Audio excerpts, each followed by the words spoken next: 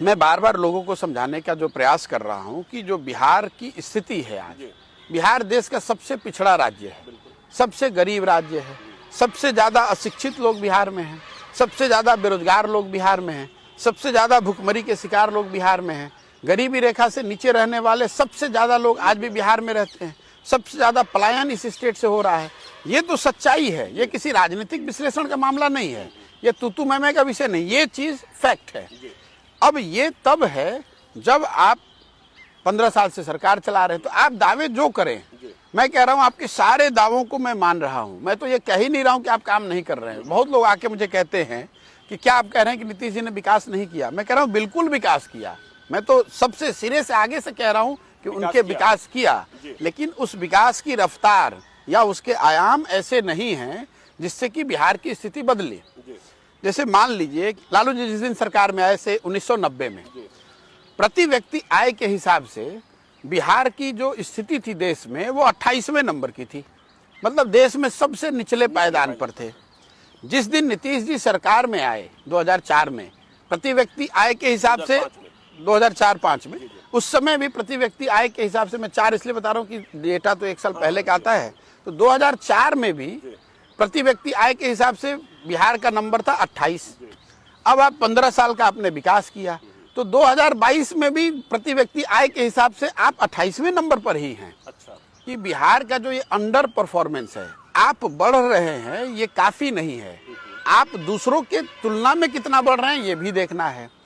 50 और 60 के दशक में बिहार देश के 15 सबसे अच्छे राज्यों में बिहार की गिनती होती थी। वेल गवर्नड स्टेट्स, जितने विकास के मानक थे उसमें बिहार टॉप 10, टॉप 15 में होता था।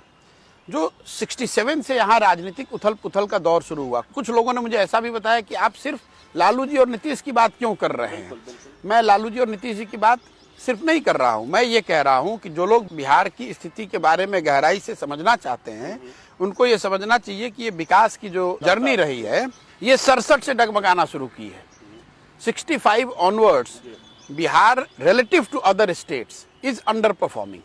मतलब समझिए अगर देश में 5% ग्रोथ है तो आप 4 से बढ़ रहे हैं या 3 से बढ़ रहे हैं, या कुछ राज्य ऐसे हैं देश में जो 8 के रफ्तार से बढ़ रहे हैं, आप 2 के रफ्तार से बढ़ रहे हैं।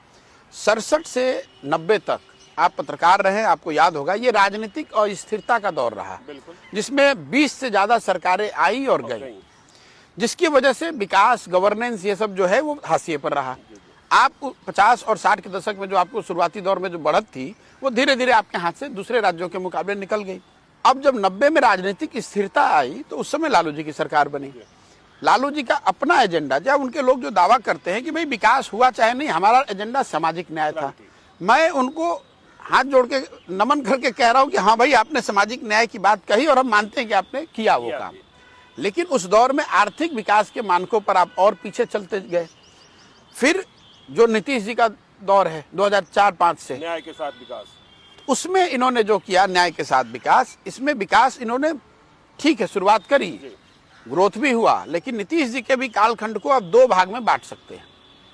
पहला 7-8 साल जिसमें कि पूरा का पूरा सरकार और राजनीतिक जो व्यवस्था थी उसकी पूरी फोकस सिर्फ और सिर्फ विकास था।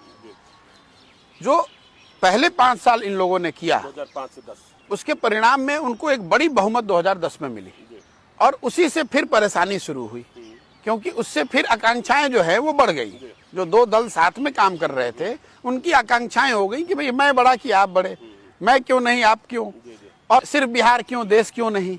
उसका परिणाम ये हुआ कि राजनीतिक अस्थिरता का दौर फिर से शुरू हो गया 2012-13 से। आपने देखा भाजपा और नीतीश जी जो साथ में सरकार चला रहे थे वो अलग अलग हुए। फिर नीतीश जी ने अपने अकेले पे सरकार चलाई। फिर वो जब 14 में हार हुई तो उन्होंने मांझी जी को बना दिया कुछ समय के लिए, फिर मांझी जी को हटाकर खुद बने, फिर एक महागठबंधन हुआ, फिर 1.5 साल का महागठबंधन के बाद उन्होंने वापस फिर एनडीए में जाने का फैसला किया। अब ये जो सारी स्थिति है, फिर विकास कहीं पीछे नहीं, रुक नहीं गया, वो पीछे चला गया। और प्रायोरिटी ये है कि कौन सा राजनीतिक समीकरण बनाएं और कैसे उसको होल्ड करें ताकि हम सत्ता में बने रहें।